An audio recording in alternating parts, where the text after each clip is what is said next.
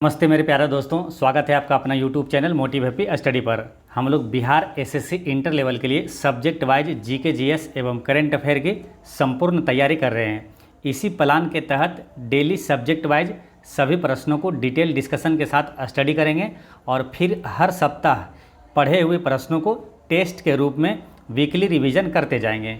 इससे आपका GK GS पर ज़बरदस्त कमांड हो जाएगा। और यह जो वीकली रिवीजन है और टेस्ट का ये स्ट्रेटजी आप लोगों को कैसा लगा ये कमेंट में ज़रूर बताइएगा, उसके अनुसार आगे कंटिन्यू रखेंगे, ठीक है। और आजकल के एग्ज़ाम में आप अगर जितना क्वेश्चन का आपका एग्ज़ाम है, जैसे कि 150 प्रश्न का आपका एग्ज़ाम है, तो उसका 80% लाते हैं। यदि कि कोई भी एग्ज़ाम दीजिए, यदि 100 मार्क्स का अगर है तो अगर 80% लाते हैं तो आप निश्चित रूप से सफल हो जाते हैं, ठीक है। तो मिनिमम आपको 80% लाना पड़ता है, तो आप सफल हो जाते हैं, आपका मेरिट बन जाता है। यानी कि 150 क्वेश्चन का अगर एग्ज़ाम है तो 80% लाते हैं तो 15 ठीक 20 से यानी 120 प्रश्न सही करते हैं तो आप सफल हो जाते हैं, ठीक है। तो इसी तर्ज पर क्या करेंगे हम लोग इस वीडियो में 75 क्वेश्चन है, ठीक है। 75 क्वेश्चन का आपको लाना है कितना इसमें क्योंकि आपका पढ़ा हुआ है, ठीक है, और इसमें ज़्यादा लाएंगे तभी वहाँ पर आसान हो जाएगा। तो आपको 75 का 90% इसको में सही करना है आपको, ठीक है। तो आप कॉपी और पेन साथ में ले लीजिए, ठीक है, और आप आंसर लगाते जाइएगा। हर प्रश्न के साथ हम आपको 5 सेकंड देंगे, पहले आप आंसर लिख लीजिएगा फिर आपको आंसर बताएंगे, ठीक है। तो एक प्रकार से आपका यूँ समझिए कि एग्ज़ाम जैसा ही रहेगा, पूरा फुल एग्ज़ाम आप देंगे, टेस्ट देंगे। इससे आपका क्या होगा, खुद का स्किल है ना, आपका टेस्ट होगा कि आप कहाँ तक हैं, ठीक है। अगर आपसे अगर 80% भी अगर नहीं बनता है, जैसे कि 75 का 90% हो जाता है आपका 66.5, ठीक है, 67.5 हो जाता है, यानी कि 67 मार्क्स आपको लाना है, ठीक है। और मिनिमम अगर लाना है आपको तो इसका 80% लाएंगे तो होगा कितना 60 मार्क्स, ठीक है। अगर 60 मार्क्स भी अगर आप नहीं लाते हैं तो समझिए आपको विशेष रूप से पढ़ाई करने की बहुत ध्यान देने की ज़रूरत है। आप एग्ज़ाम में हो सकता है कि सफल नहीं हो, ठीक है। इसलिए आपको विशेष रूप से ध्यान देना है। देखिए, सोचने से सफलता नहीं मिलती है, ठीक है। सोचेंगे आप, उस अनुसार से पढ़ाई करेंगे, मेहनत करेंगे, जानेंगे तभी सफल होंगे, ठीक है। इसलिए जानना ज़रूरी है। यानी कि 75 में से आप 60 मार्क्स आपको लाना ही पड़ेगा, ठीक है। तो तभी आप पास होंगे, ठीक है। ऐसे पास हो ही नहीं सकते हैं, ठीक है। आप पढ़ते रहिए, लेकिन जब 80% 90% मार्क्स नहीं लाएंगे तो आप सफल नहीं होंगे। इसलिए उसके अनुसार क्या करना है, उसके लाने के लिए जो जो ज़रूरत पड़ती है वो आपको पढ़ाई करना है, ठीक है। तो इस हिसाब से आपको इस टेस्ट को देना है। और आपका अगर 60 मार्क्स आ जाता है, 75 में अगर 60 आपका सही होता है तो आप बहुत अच्छे हैं। अगर 76 सही हो जाता है यानी कि 90% तो आप एक्सेलेंट हैं, ठीक है। तो आप कमेंट में ज़रूर कीजिएगा कि आपका कितना सही हो रहा है, ठीक है। तो चलिए शुरू करते हैं। पहला क्वेश्चन है, इसमें 75 क्वेश्चन का टेस्ट हम लोग देंगे, ठीक है। पहला क्वेश्चन है कि निम्नलिखित में से किस हड़प्पा केंद्र के बारे में माना जाता है कि मेसोपोटामिया के साथ सीधा समुद्र व्यापार था। अब इसका आंसर आप दीजिए क्या होगा। तो मेसोपोटामिया के साथ सीधा समुद्र व्यापार था, ये किसके साथ था, तो लोथल के साथ था, है ना। इसका करेक्ट आंसर 2 हो गया। नेक्स्ट है, निम्नलिखित में से किस हड़प्पा कालीन स्थल से हल का टेराकोटा प्राप्त हुआ है।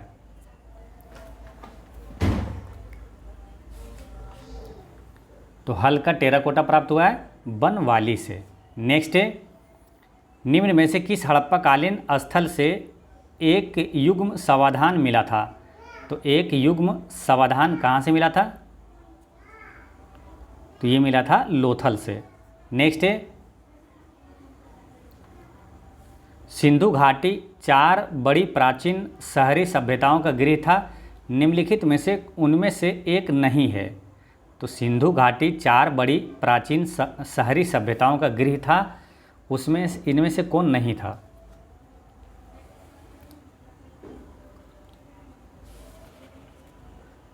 तो रूस इसमें से नहीं था, ठीक है। 4 बड़ी प्राचीन सभ्यता जो था वो मिस्र, दक्षिण एशिया, मेसोपोटामिया और चीन था, लेकिन रूस नहीं था।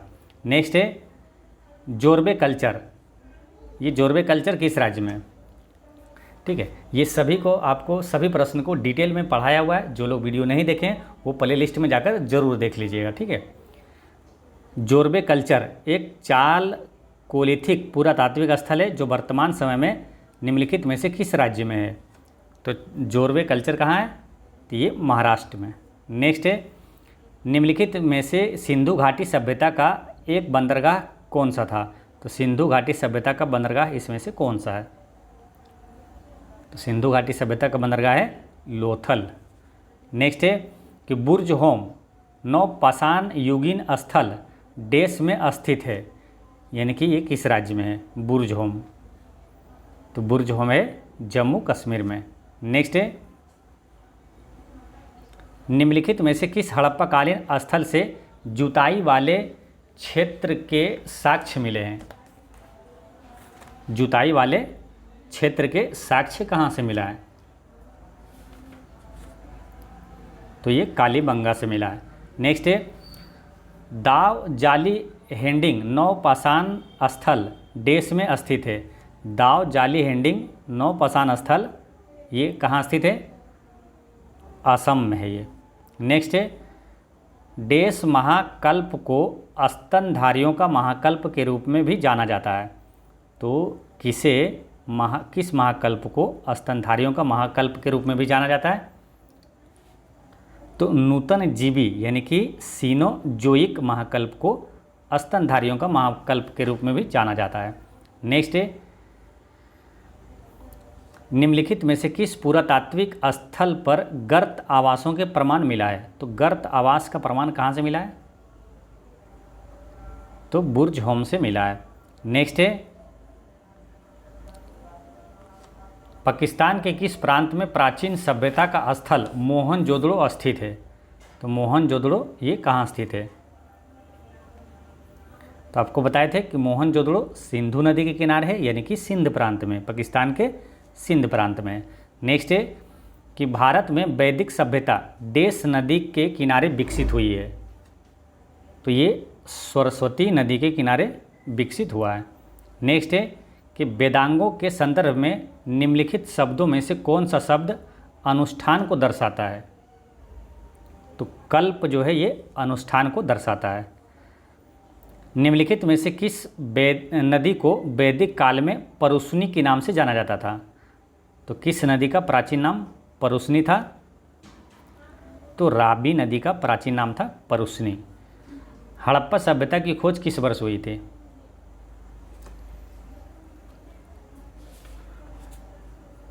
तो 1921 में हुआ था। नेक्स्ट है, निम्नलिखित में से कौन सा राजस्थान राज्य में स्थित एक परिपक्व चरण हड़प्पा स्थल है? तो राजस्थान में कौन सा है? तो राजस्थान में कालीबंगा, कालबेलिया भी राजस्थान का है। ऋग्वेद को देश पुस्तकों या मंडलों में विभाजित किया गया है। तो ऋग्वेद को कितने मंडल में विभाजित किया गया है? तो 10 मंडल में विभाजित किया गया है। सुरकोटदा पुरातात्विक स्थल किस राज्य में है? तो सुरकोटदा गुजरात में है। ठीक है ना, काफ़ी डिटेल में आपको बताया हुआ है कि लोथल, धौलावीरा और सुरकोटदा ये गुजरात में तीनों। एक व्यक्ति का वैदिक दृष्टिकोण और समाज से उसका संबंध जीवन के 4 उद्देश्यों से निर्धारित होता है। निम्न में से कौन सा इन उद्देश्यों में से एक नहीं है? तो वैदिक दृष्टिकोण से इसमें से कौन एक नहीं है? तो इसमें से सिद्धि नहीं है। ठीक है, वैदिक दृष्टिकोण के अनुसार 4 पुरुषार्थ था, यानी 4 जीवन का लक्ष्य था। धर्म अर्थ काम और मोक्ष था, है ना। तो काम था, ये सिद्धि नहीं था। नेक्स्ट है कि वैदिक ऋचाओं के मुख्य संग्रह को देश कहा जाता है। वैदिक ऋचाओं के मुख्य संग्रह को क्या कहा जाता है? तो संहिता कहा जाता है। नेक्स्ट है कि ऋग्वेद में ऋषि विश्वामित्र और देवी के रूप में पूजी जाने वाली 2 नदियों के बीच संवाद के रूप में एक भजन है। ये कौन सी नदियां हैं? ये कौन सी नदियां हैं? तो ये है ऑप्शन नंबर 4 ब्यास और सतलज नदियां। ठीक है, पढ़ाई से के साथ साथ रिवीजन अति आवश्यक है। जैसे हम लोग गांव में जब मछली मारते थे तो हम लोग बोलते थे नहीं कि मछलियाँ मारला से ना होवे, संहारला से होवे। तो इसलिए पढ़ना सिर्फ महत्वपूर्ण नहीं है, पढ़ाई से ज़्यादा महत्वपूर्ण है रिवीजन करना। ठीक है, आप पढ़े हुए चीज़ को आपके अंदर रखे हुए हैं समाकर, बचा हुआ है कि नहीं, कि आप पढ़ते जा रहे हैं पीछे से भूलते जा रहे हैं, तो वो बेकार हो जाता है। ठीक है, तो इसलिए मछली मारने से ज़्यादा क्या होता है महत्वपूर्ण, उसको संहारना। तो इस क्वेश्चन में क्या पूछा है कि सेल्ट एक नौपाषाणकालीन डैश है। तो सेल्ट क्या है, तो यह एक उपकरण था। नेक्स्ट है, निम्नलिखित में से कौन सा वेदांग नहीं है। तो वेदांग नहीं है इसमें से बताना है। तो 6 वेदांग है, तो 6 वेदांग के बारे में जानेंगे, तो इसमें से एक छांट लेंगे कौन नहीं है। तो पूर्व मीमांसा जो है ये वेदांग नहीं है। बाकी कल्प, शिक्षा, निरुक्त, छंद, व्याकरण और ज्योतिष, ये 6 वेदांग है। नेक्स्ट है कि वैदिक भजनों या मंत्रों के संग्रह को डैश कहा जाता है। तो वैदिक भजनों और मंत्रों के संग्रह को क्या कहा जाता है, तो संहिता कहा जाता है। नेक्स्ट है कि मेहरगढ़ नौपाषाण काल की बस्ती पाकिस्तान के डैश प्रांत में स्थित है।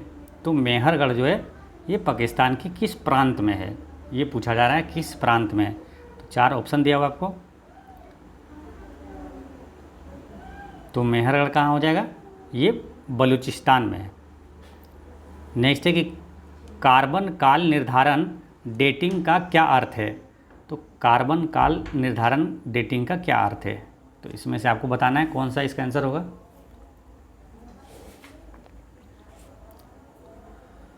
ये बहुत पुरानी वस्तुओं में कार्बन के विभिन्न रूपों की मात्रा को मापकर उनकी आयु की गणना करने की विधि है। ये निम्नलिखित में से क्या हड़प्पा वास्तुकला में एक दुर्ग के भाग नहीं थे। तो दुर्ग का एक भाग नहीं था, कौन सा, तो जनता के लिए आवासीय भवन ये दुर्ग के भाग नहीं था। अथर्ववेद डैश खंडों का संग्रह है। तो अथर्ववेद क्या है, 20 खंडों का संग्रह है। हड़प्पा के लोग भारत में वर्तमान से सोना लाते थे। तो हड़प्पा के लोग भारत में वर्तमान में कहाँ से सोना लाता था, तेलंगाना, तमिलनाडु, कर्नाटक या केरल। तो इसका आंसर क्या होगा, कर्नाटक से ही लाता था। नेक्स्ट है ऋग्वेद डैश सूक्तों का संग्रह है, यानी कि ऋग्वेद में कितने सूक्त थे। तो 1028 सूक्त थे। इनाम गांव भारत के किस राज्य में है। इनाम गांव महाराष्ट्र में है। भीमबेटका पुरापाषाण काल का एक प्रसिद्ध स्थल भारत के किस राज्य में स्थित है। तो भीमबेटका किस राज्य में है, मध्य प्रदेश में है। निम्नलिखित में से कौन सी लिपि सभी आधुनिक भारतीय लिपियों की जननी मानी जाती है। तो सभी आधुनिक भारतीय लिपियों की जननी मानी जाती है, कौन सी लिपि है वो।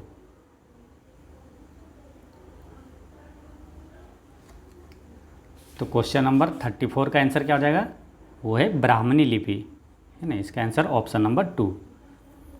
नेक्स्ट है सिंधु घाटी सभ्यता के निम्नलिखित में से किस स्थल में द ग्रेट बाथ यानी विशाल स्नानागार पाया गया था। तो विशाल स्नानागार या विशाल अन्नागार कहाँ मिला था, तो मोहनजोदड़ो से मिला था। नेक्स्ट है कि 1920 के दशक में सिंधु घाटी सभ्यता के 2 प्रमुख शहरों की खोज हेतु उत्खनन ASI archaeological survey of India के किस महानिदेशक के नेतृत्व में हुआ था। तो जॉन ह्यूबर्ट मार्शल के नेतृत्व में हुआ था। 1940 के दशक में किस ब्रिटिश पुरातत्वविद ने माना कि एक समान क्षैतिज रेखा के अनुदिश यांत्रिक रूप से खुदाई करने के बजाय टीले के अस्तिरिकी का पालन करना आवश्यक था। तो अस्तिरिकी का पालन करना आवश्यक था, ये किसने माना था, तो है REM व्हीलर। 4 वेदों में से सबसे प्राचीन वेद कौन सा है। सबसे प्राचीन वेद है ऋग्वेद। निम्नलिखित में से किस हड़प्पा स्थल पर गोदी खाना था? तो किस हड़प्पा स्थल पर गोदी खाना था? लोथल पे। नेक्स्ट है कि निम्नलिखित में से कौन सा प्राचीन स्थल भारत में स्थित नहीं है? तो इसमें से कौन भारत में स्थित नहीं है? तो मेहरगढ़ जो है ये भारत में नहीं है। ये कहाँ है? तो ये है पाकिस्तान के बलूचिस्तान प्रांत में। वैदिक आर्य सप्त सिंधु नामक क्षेत्र में रहते थे, जिसका अर्थ 7 नदियों द्वारा अपवाहित क्षेत्र है। 7 नदियों में से एक झेलम नदी है। इसका प्राचीन नाम क्या था? मतलब झेलम का प्राचीन नाम क्या था, इसमें से बताना है। तो झेलम का प्राचीन नाम था बितस्ता। बाकी सभी नदियों जो महत्वपूर्ण है उसका प्राचीन नाम सभी डिटेल से आपको डिटेल वाली क्लास में बताया हुआ है। तो जो लोग नए हैं वो प्ले लिस्ट में जाकर जरूर देखिएगा। हड़प्पा सभ्यता की जल निकासी व्यवस्था के संबंध में दिए गए कथनों के आधार पर सही विकल्प का चयन कीजिए। तो 2 कथन दिया हुआ है, अब दोनों कथनों में से कौन सही ये बताना है। तो पहला क्या है? हड़प्पा के अधिकांश शहरों में घरों के बाहर खुली जल निकासी थी। दूसरा है कि हड़प्पा सभ्यता में जल और अपशिष्ट घरों के बाहर स्थित नालियों से निकलकर मुख्य भूमिगत नाली में चला जाता था। तो इसका आंसर क्या होगा? केवल एक सही है, या तो दोनों सही है, या तो केवल 2 सही है, या तो दोनों नहीं सही है। तो इसका आंसर है केवल 2 सही है। ठीक है, कथन 2 सत्य है। टाइप 2 का प्रश्न यहाँ शुरू होता है। ठीक है, यहाँ पर क्या अपन लोग 42 प्रश्न देख चुके हैं, फिर टाइप 2 में देखेंगे टोटल 75 प्रश्न देखेंगे। ठीक है, उस राज्य का नाम बताइए जिसने पहली बार युद्ध में हाथियों का इस्तेमाल किया है। तो वो कौन सा राज्य था जो कि पहली बार हाथियों का इस्तेमाल किया है? वो था मगध। नेक्स्ट है, जैन धर्म का सबसे महत्वपूर्ण आधारभूत सिद्धांत क्या माना जाता है? जैन धर्म का सबसे महत्वपूर्ण आधारभूत सिद्धांत क्या माना जाता है? तो अहिंसा। नेक्स्ट है, भगवान महावीर की शिक्षाओं के संकलन को क्या कहा जाता है? भगवान महावीर के शिक्षाओं के संकलन को क्या कहा जाता है? आगम सूत्र कहा जाता है। भगवान गौतम बुद्ध के जीवन काल के दौरान 7वीं और 6ठी शताब्दी ईसा पूर्व में कितनी महान शक्तियाँ यानी कि महाजन पद थी? तो महाजन पद कितना था? तो महाजन पद कितना था? 16। नेक्स्ट है, ये 16 महाजन पद के बारे में पूरा डिटेल से बताया हुआ है। ठीक है, निम्नलिखित में से कौन सा राजशाही राज्यों में से एक नहीं है जो कि 7वीं और 6ठी सदी के ईसा पूर्व भारत में मौजूद है? क्वेश्चन एक बार फिर समझ लीजिए कि निम्नलिखित में से कौन सा राजशाही राज्यों में से एक नहीं है जो कि 7वीं और 6ठी सदी के शुरू में ईसा पूर्व भारत में मौजूद है? तो इसका आंसर है वैशाली। हर्यक वंश का शासक अजातशत्रु किसका पुत्र था? अजातशत्रु बिंबिसार का पुत्र था। हर्यक वंश से मगध के पहले शासक कौन थे? तो हर्यक वंश से मगध के पहले शासक कौन थे? तो जो हर्यक वंश का संस्थापक रहेगा। इसका आंसर हो गया ऑप्शन नंबर 3 बिंबिसार। देश 4ठी शताब्दी ईसा पूर्व मगध की राजधानी थी। तो 4ठी शताब्दी ईसा पूर्व मगध की राजधानी कहाँ थी? राजगृह। 4ठी शताब्दी ईसा पूर्व में मगध की राजधानी को देश स्थानांतरित कर दिया गया था। ये पहले तो कहाँ थी? राजगृह थी। राजगृह के बाद इसको कहाँ स्थानांतरित किया गया ये पूछा है। तो पाटलिपुत्रा स्थानांतरित कर दिया गया था। जैन धर्म के अनुसार जीन शब्द का अर्थ है?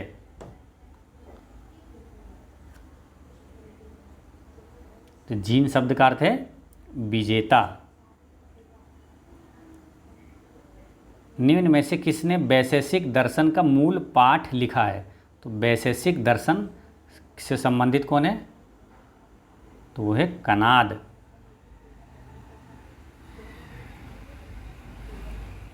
निम्न में से किस स्थल पर भगवान बुद्ध ने 4 महान सत्य पर अपना प्रथम उपदेश दिया था?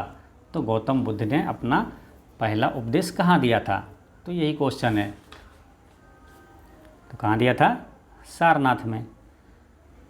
हायडे स्पीच का युद्ध किन 2 राजाओं के बीच हुआ था? तो हायडे स्पीच का युद्ध किन 2 राजाओं के बीच हुआ था?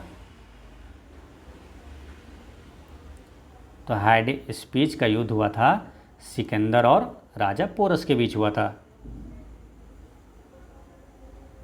ऊपरकोट बौद्ध गुफाएं गुजरात के किस शहर में मिलेगी? ऊपरकोट बौद्ध गुफाएं गुजरात के किस शहर में मिलेगी? तो ये बड़ोदरा में मिलेगा। राजा अजातशत्रु देश वंश के शासक थे, यानी अजातशत्रु किस वंश के शासक थे?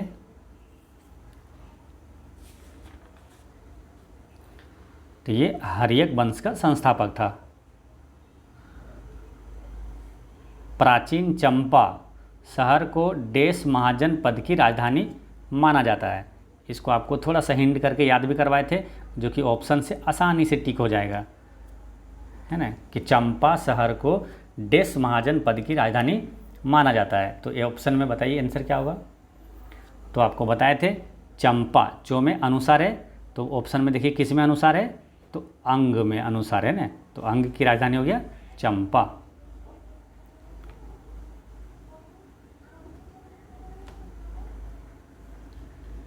पक्की मिट्टी टेराकोटा के मंदिरों के लिए प्रसिद्ध बिष्णुपुर निम्नलिखित में से किस राज्य में स्थित है? तो बिष्णुपुर किस राज्य में है ये पूछा जा रहा है, जो कि पक्की मिट्टी टेराकोटा के मंदिर के लिए प्रसिद्ध है। तो ये बिष्णुपुर किस राज्य में है ये बताना है। चारों ऑप्शन देख लीजिए किस राज्य में है। तो ये जो बिष्णुपुर है ये पश्चिम बंगाल में है। भारत के किस बौद्ध स्थल पर गौतम बुद्ध ने सबसे पहले धर्म का प्रचार किया था? तो सबसे पहले धर्म का प्रचार किया था, यानी कि पहला उपदेश कहाँ दिया था? तो ये सारनाथ में दिया था। बौद्ध वास्तुकला में स्तूप को श्रद्धांजलि अर्पित करने के लिए भक्तों के लिए पैदल मार्ग क्या कहलाता है? बौद्ध वास्तुकला में स्तूप को श्रद्धांजलि अर्पित करने के लिए तो भक्तों के लिए पैदल मार्ग क्या कहलाता है? ठीक है, वो पैदल मार्ग क्या कहलाता है वो बताना है आपको। तो वो क्या कहलाता है? मेधी। नेक्स्ट है, निम्नलिखित में से कौन से वर्ण को उत्तर वैदिक काल में उपनयन संस्कार के अनुष्ठान की अनुमति नहीं थी? तो इसमें से किसको अनुष्ठान की उपनयन संस्कार के अनुष्ठान की अनुमति नहीं थी? तो शूद्र को ये उपनयन संस्कार के अनुष्ठान की अनुमति नहीं थी। महाजनपद काल के दौरान बज्जी गणराज्य की राजधानी निम्नलिखित में से कौन सी थी? तो बज्जी की राजधानी कहाँ थी? आपको आंसर दिमाग में आ गया होगा। बज्जी की राजधानी वैशाली थी। नेक्स्ट है,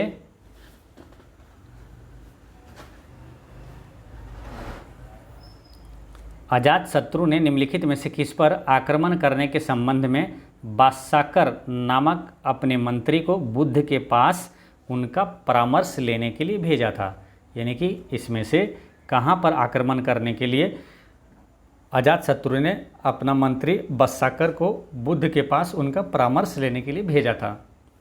तो बज्जी पर आक्रमण करने के लिए। निम्नलिखित में से कौन प्राचीन भारत में जैन धर्म के 24वें तीर्थंकर थे? तो इसमें से बताइए कि 24वें तीर्थंकर कौन थे?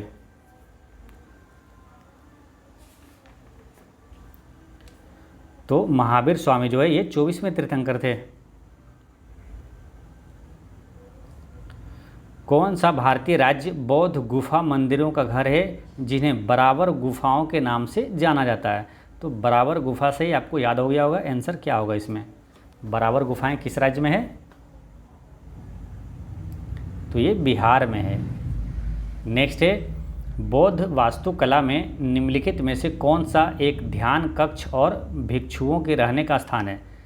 तो बौद्ध वास्तुकला में निम्नलिखित में से कौन सा एक ध्यान कक्ष और भिक्षुओं के रहने का स्थान है? तो चारों ऑप्शन देख लीजिए और आंसर अपना लिख लीजिए। ठीक है, तो इसमें से कौन सा स्थान है जो कि बौद्ध भिक्षुओं के लिए ध्यान कक्ष और रहने का स्थान है? तो उसे बोला जाता था क्या? विहार। नेक्स्ट है, बुद्ध डैश नामक एक छोटे से गण से संबंधित थे। तो यानी भगवान बुद्ध, गौतम बुद्ध, वे किस गण से संबंधित थे? ये तो किस गण के थे? तो ये थे शाक्य गण के, शाक्य गण।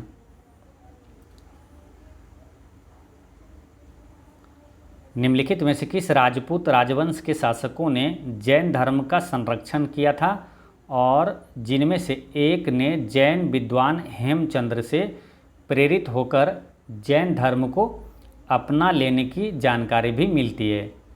ठीक है, क्वेश्चन एक बार फिर समझ लीजिए। निम्नलिखित में से ये चार ऑप्शन दिया हुआ है, प्रतिहार, परमार, चालुक्य और चौहान।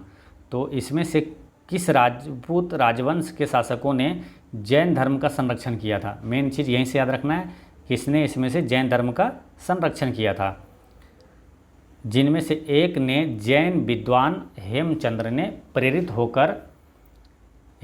से प्रेरित होकर जैन धर्म को अपना लेने की भी जानकारी मिलती है। तो जैन धर्म का संरक्षण किया था चालुक्य ने। इसका करेक्ट आंसर ऑप्शन नंबर 3 हो गया। सांची की स्तूप की नींव निम्नलिखित में से किस राजा द्वारा रखी गई थी? तो सांची का स्तूप किसने बनवाया था? सांची का स्तूप अशोक ने बनवाया था। महाभाष्य के लेखक कौन थे? तो महाभाष्य के लेखक कौन थे? तो ये थे पतंजलि। निम्नलिखित में से कौन सा स्थान एक अर्धगोलाकार गुंबद संरचित स्मारक यानी स्तूप के लिए प्रसिद्ध है? तो स्तूप के लिए कौन प्रसिद्ध है? तो नाम से ही आपको मालूम होगा, सांची का स्तूप है ना। स्तूप के लिए ये सांची, ये फेमस है, यही है सांची का स्तूप। अब टाइप 3 क्वेश्चन शुरू होता है। तो पहले टाइप में 42 क्वेश्चन देखे थे, दूसरे में 30 क्वेश्चन देखे थे। 42 और 30 कितना हो गया? 72। 3 प्रश्न और देखते हैं तो 75 हो जाएगा। फिर आपको बताना है 75 में कितना सही हुआ आपका। कि ग्रीक यूनानी लेखकों द्वारा अग्रमीज या तो जेंड्रमीज किसे कहा गया है? तो ग्रीक लेखकों द्वारा अग्रमीज या तो जेंड्रमीज किसे कहा गया है? ये चारों में से किसको अग्रमीज या तो जेंड्रमीज कहा गया है? तो धानानंद को कहा गया। ठीक है, याद भी रख लेना है, अग्रमीज या तो जेंड्रमीज धानानंद को कहा गया है। इसका आंसर हो गया 4। नेक्स्ट है कि निम्नलिखित में से किसकी जानकारी अशोक के शिलालेखों से मिलती है? तो अशोक के शिलालेखों से किसकी जानकारी मिलती है? जीवन वृत्त या तो आंतरिक नीति या विदेश नीति या तो सभी विकल्प?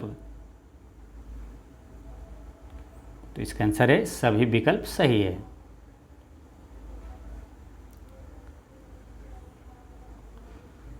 सारनाथ स्तंभ का चक्र निम्न में से किसे इंगित करता है? तो सारनाथ स्तंभ का चक्र किसको इंगित करता है? कानून को या क्रांति को, प्रगति को या धर्म को?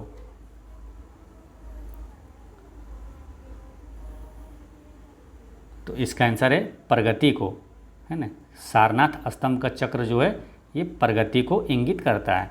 तो इस तरह से आपका टोटल 75 क्वेश्चन है और आपको बताना है कि कितना आपका सही हुआ है ना। टेस्ट 1 होता है यहाँ पर समाप्त और 75 में से कितना प्रश्न सही होता है ये आपको बताना है। ठीक है, मिलते हैं नेक्स्ट वीडियो में। पढ़ते रहें, मुस्कुराते रहें। जय हिंद दोस्तों।